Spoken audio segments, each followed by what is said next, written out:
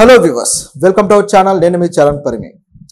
Junior NTR cinema event నిన్న రద్దు చేయడం జరిగింది. అయితే ఈ రద్దు వెనకాల కేవలం అందరూ మాట్లాడుకునే పై విషయాలే కాదు, ఇంకేమైనా లోపోలి విషయాలు ఏమన్నా ఉన్నాయా అన్నట్లుగా కొన్ని డౌట్లు అయితే ఉన్నాయి. ఎందుకంటే చాలా కాలంగా చూస్తే జూనియర్ ఎన్టీఆర్ సినిమాల ఈవెంట్లు, వాటిల్లో జరిగే ఇబ్బందికరమైన పరిస్థితులు, ఆయన ఫ్యాన్స్ కలిగించేవి, అలాగే ఫ్యాన్స్కు జరిగే కొన్ని రకాల పొరపాట్లు అనాలా లేకపోతే అపశృతులు అనాలా, ఇటువంటివన్నీ జరుగుతూ వస్తున్నాయి.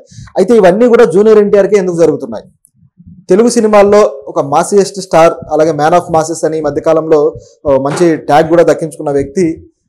అనేక మంది స్టార్స్ ఉన్నారు. ఇప్పుడు పవన్ కళ్యాణ్ గారికి భారీ స్థాయిలో ఫ్యాన్ ఫాలోయింగ్ ఉంటుంది, ప్రభాస్ గారికి అంతే స్థాయిలో ఉంటుంది, అలాగే మహేష్ బాబు గారికి అంతే స్థాయిలో ఉంటుంది. సో ఇంతమంది స్టార్లలో జూనియర్ ఎన్టీఆర్ గారి ఫ్యాన్స్ కూడా అంతే స్థాయిలో ఉన్నారు. మరి వీళ్ళు మాత్రమే ఎందుకు ఒక విధమైన ఇబ్బందికరమైన పరిస్థితి ఆయన ఈవెంట్స్లో క్రియేట్ అవుతుంది అనేది ఒక విచిత్రంగా ఉంది. నిజం చెప్పాలంటే కొంతవరకు ఫ్యాన్స్ ఆయన్ని ఇబ్బంది పెట్టే పరిస్థితి వచ్చింది, అలాగే ఆయన ఇబ్బంది పడుతూ ఉండే పరిస్థితి వచ్చింది. దీని వెనక ఎవరు కుట్రైనా ఉందా అనేది అనుమానంగా ఉంది గమనించి చూస్తే.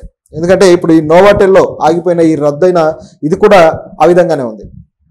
గమనిస్తే నిర్వాహకులు అంటే ప్లాన్ లేకుండా చేశారా, లేకపోతే దీన్ని చెడగొట్టడానికి ఎవరైనా స్కెచ్ గీచీలను పంపించారా అన్నట్టుగా ఉంది.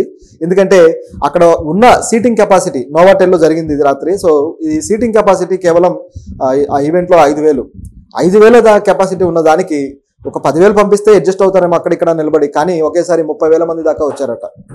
30,000 మంది దాకా రావాలంటే ముందు ఎలో చేయరు. మరి ఎలా ఎలో చేశారని గమనించి చూస్తే పాసులు, అన్ని వేల పాసులు ఎక్స్ట్రాగా వాళ్ళకి ఇవ్వడం జరిగింది.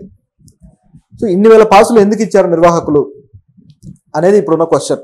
ఏమైనా డబ్బులా, లేకపోతే ఇంకేమైనా కారణమా, లేకపోతే పని కట్టుకొని అసలు అంత కెపాసిటీ ఉన్న దానిలో ఎన్ని పాసులు అయితే ప్రింట్ చేయించాలో అన్నీ చేయించి బయటికి తీసుకురావాలి కదా, ఎక్స్ట్రాగా ఎక్సెస్గా అసలు ఎందుకు అంత ప్రింట్ చేశారు అనే క్వశ్చన్ అయితే వస్తుంది. సో ఇది పూర్తిగా నిర్వాహకుల తప్పనాలి.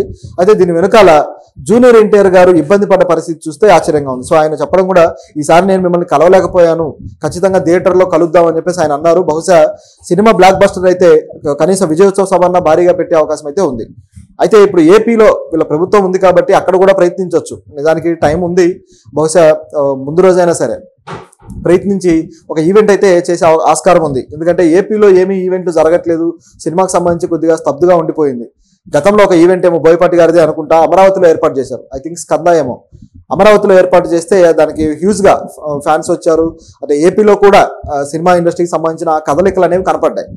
అదే జూనియర్ ఎన్టీఆర్ గారు దిగితే అది కూడా అమరావతిలో ఏర్పాటు చేయగలిగితే చంద్రబాబు గారి ట్రేడ్ మార్క్ ఉందో ఆ ట్రేడ్ మార్క్ను అక్కడ చూపించడానికి, అమరావతిని మళ్ళీ అందరి చేత ఆమోదయోగ్యంగా చేయడం కోసం అటువంటి అవకాశం ఒకటి దొరుకుతుంది. సో ఇది ఉపయోగించుకోవాలి. కానీ ఎందుకనో అలా ప్లాన్ చేయకుండా సింపుల్గా అయింది. ఎందుకంటే పాన్ ఇండియా సినిమా ఇది.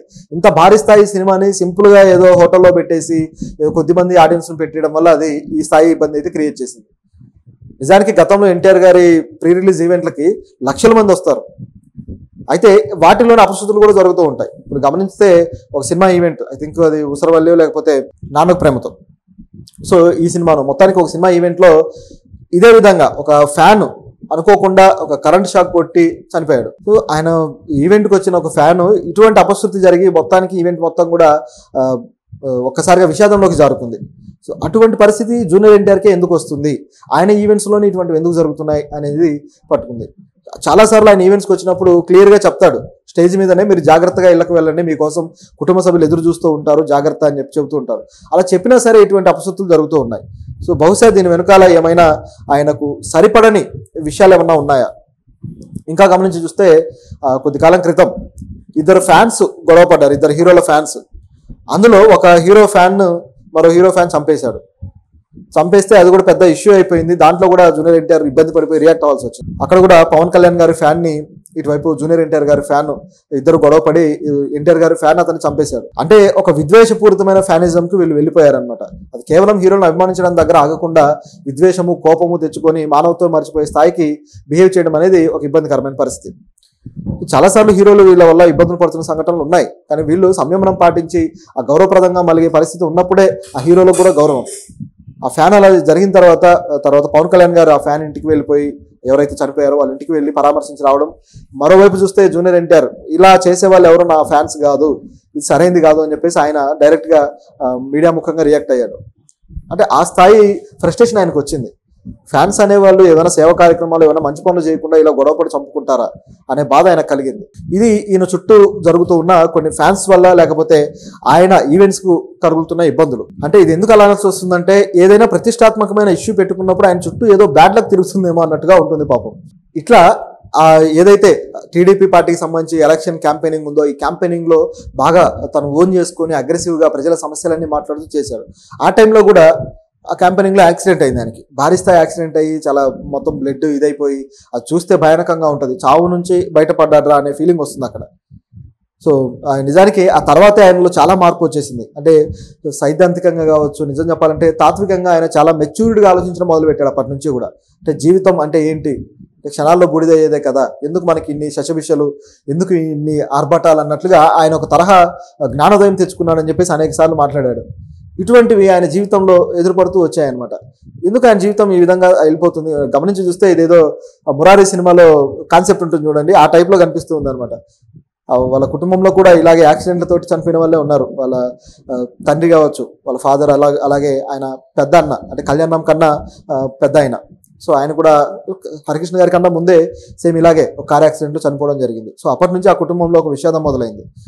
ఇటువంటి పరిస్థితులు ఎదుర్కొంటూ రావడం జరిగింది. సో ఎందుకు ఈ విధంగా అవుతుంది అనేది అందరికీ ఉన్న ప్రశ్న. ఈ మధ్య కాలంలో కూడా బాగా వైరల్ అయిన విషయం ఏంటంటే, ఆయన ఏదో తన మదర్కి కర్ణాటకలో ఒక మఠాన్ని, శ్రీకృష్ణ మఠాన్ని దర్శింపజేయడానికి వెళ్ళాడు. ఆ టైంలో బాలకృష్ణ గారి గోల్డెన్ జూబ్లీ జరిగితే దానికి ఈవెంట్కి ఆహ్వానం వచ్చినా సరే వెళ్ళలేదు. సో ఇది కూడా అంటే ఆయన అవమానించారు, ఆహ్వానం ఇవ్వలేదు అని చెప్పేసి పెద్ద వాదనలు వచ్చాయి.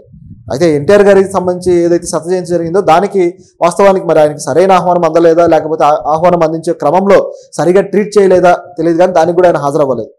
నిజానికి రామ్ చరణ్ గారు, లేకపోతే పెద్ద పెద్ద స్టార్లు కూడా వచ్చారు అక్కడికి, రజనీకాంత్ గారు, వీళ్ళంతా. సో ఈ టైప్లో ఎందుకనో ఆయన చుట్టూ ఒక బ్యాడ్ లక్ తిరుగుతుందా, లేకపోతే ఏదైనా కుట్రపూరితమైన ఇష్యూ ఆయన ముందు నడుస్తూ ఉందా అనే డౌట్ అయితే అందరికీ కలుగుతూ ఉంది. కానీ ప్రతిదీ కూడా జూనియర్ ఎన్టీఆర్ గారు ఎదుర్కొని పోరాడి నిలబడగలిగేవాడే. ప్రతిదీ కూడా అలాగే నిలబడ్డాడు కూడా. మామూలుగా ఒక సేయింగ్ ఉంటుంది అనమాట, అంటే బరువు మోసేవాడికే బాధ్యతలన్నీ పెరుగుతూ ఉంటాయి, దేవుడిస్తాడని చెప్పేసి ఒక సేయింగ్ ఉంటుంది. అంటే మోయగలడు, సత్తా ఉన్నవాడు ఏదైనా సరే డీల్ చేయగలడు కాబట్టి ఆయనకి ఇలాంటివన్నీ వస్తున్నాయనే ఇదైతే కనిపిస్తూ ఉంది. అయితే ఇటువంటి అపశృతి తొలగిపోవాలంటే మంచి హిట్ అయితే కొట్టాలి. ఆ సినిమా బ్లాక్ బస్టర్ గానే అయిందంటే ఫ్యాన్స్కి అంతకన్నా ఆనందం ఉండదు. ఈ ఈవెంట్ కనీసం విజయోత్సవ సభ అయినా సరే భారీ స్థాయిలో జరగాలని మనమైతే కోరుకుందాం.